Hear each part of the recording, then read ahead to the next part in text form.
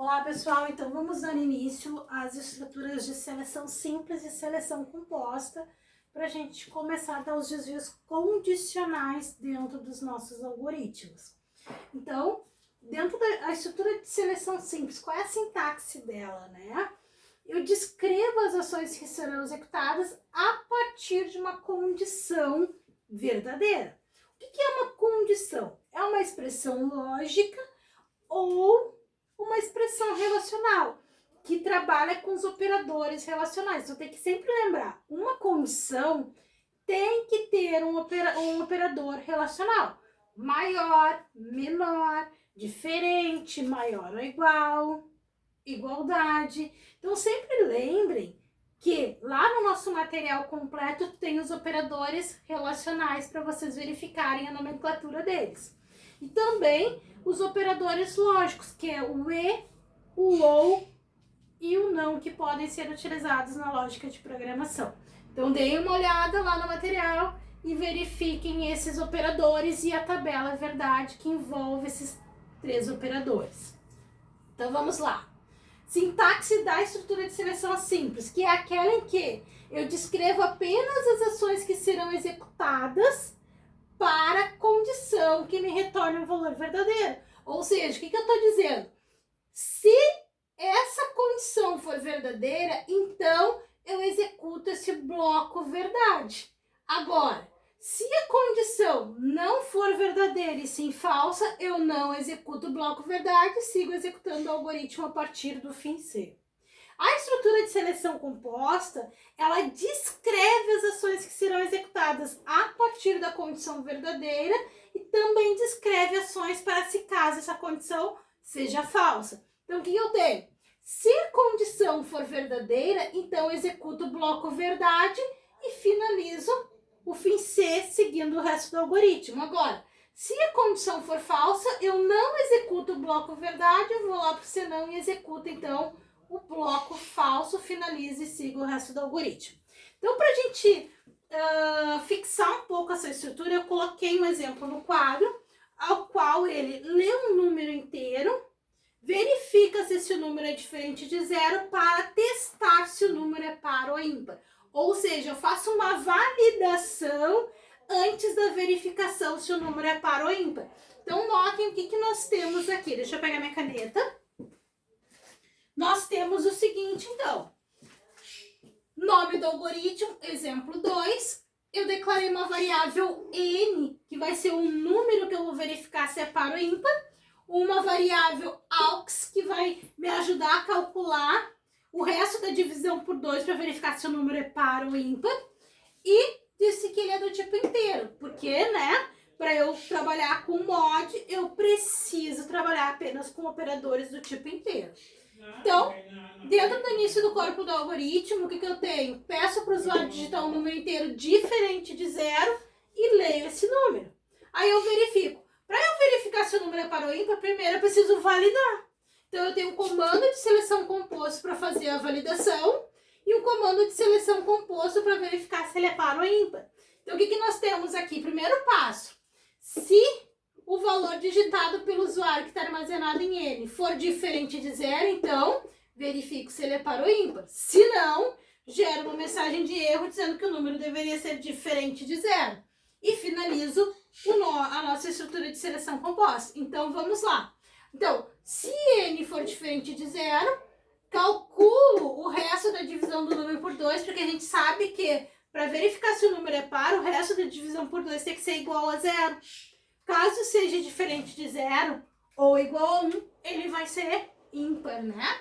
Então, aux recebe o número digitalizado mod 2, ou seja, eu calculo a divisão inteira do número por 2 e verifico se a aux, se o conteúdo da minha variável aux for igual a zero, então o número é par. Caso contrário, se não for igual a zero, só pode ser diferente de zero ou igual a 1. Então, eu digo que o número é ímpar. E finalizo. O que eu tenho que cuidar na estrutura de seleção C e C não, né? Eu tenho que cuidar que cada C deve ser finalizado com fim C. Então, cada C aberto finaliza-se com fim C. E eu tenho que saber qual é o local certo para finalizar. Se eu tenho uma estrutura de seleção composta e dentro dela eu tenho outra estrutura de seleção composta, primeiro eu finalizo a estrutura que está dentro do meu comando de seleção composta para depois finalizar o comando que compreende a outra estrutura de seleção. Então, sempre cuidado onde está sendo finalizado o comando C. Então, vamos fazer o teste de mesa do que a gente acabou de verificar, né? Para ver se a gente entende um pouco do que foi feito. Então, pessoal, vamos ver aqui. Então, quando a gente começa a fazer o teste de mesa, eu simulo o que acontece na tela do usuário e na máquina do computador enquanto o meu algoritmo estiver em execução. Então, sabe-se que executa a primeira linha de comando do algoritmo, que é o algoritmo, seguida do nome, já abre a tela do usuário com o nome dado para o algoritmo, no caso, exemplo 2. Na seção de declaração de variáveis, o que acontece? Eu aloco o endereçamento de memória para armazenar o conteúdo da variável n e aloco o endereçamento de memória para armazenar o conteúdo da variável aux. Então, sempre lembre-se, declarei a variável n, estou dizendo aloco o endereçamento de memória referenciado por n, declarei a variável aux, aloco o espaço em memória referenciando referenciado pela variável aux. A partir disso, começo no início do corpo do meu algoritmo e eu tenho um comando de saída que faz o quê? Dispara para a tela a mensagem. Digite um número inteiro diferente de 0. Então, na tela do usuário aparece a mensagem. Digite um número inteiro diferente de 0. 2 pontos. Abaixo eu tenho o comando de entrada ler, que é aquele cara responsável por colocar o ponto de sessão intermitente na tela. O usuário digita, por exemplo, o número 15 e tecla Enter. O comando ler faz o quê? Captura o valor digitalizado pelo usuário e armazena na variável lida, que no meu caso é N. Então, lá em memória N, armazena o valor 15. Armazenou o valor 15, eu passo para o próximo comando. Verifico. Se n diferente de 0. Então, se o conteúdo da variável n em memória for diferente de 0. Então, qual é o conteúdo da variável n em memória? 15. 15 é diferente de 0? Verdadeiro. Sendo verdadeiro, o que eu faço? Entro no comando do bloco verdade. Entro no meu bloco verdade e saio executando. Aux recebe. Estou atribuindo a aux n mod 2. O que vai acontecer aqui? Nesse momento, o computador vai calcular uma expressão aritmética. Então, o que ele faz? Pega o conteúdo de n em memória, que é 15, e divide por 2. Dividiu por 2. O que ele faz? 15 dividido por 2 eu tenho 7. 7 vezes 2, 14. 15 menos 14 eu tenho 1. 1 pode ser dividido por 2? Não. Então, esse resto não pode ser dividido. O que eu faço? Parei a divisão, porque eu estou trabalhando com mod. E o mod me retorna o quê? O resto da divisão que não interessa para o div, que é o resultado inteiro da divisão. Então, como o mod me retorna o quê? O resto da divisão, que é 1. 1 vai ser armazenado na variável aux. Então, lá em memória, o endereçamento referenciado por aux vai armazenar o valor 1 retornado pela operação. Aí ele verifica se aux igual a 0.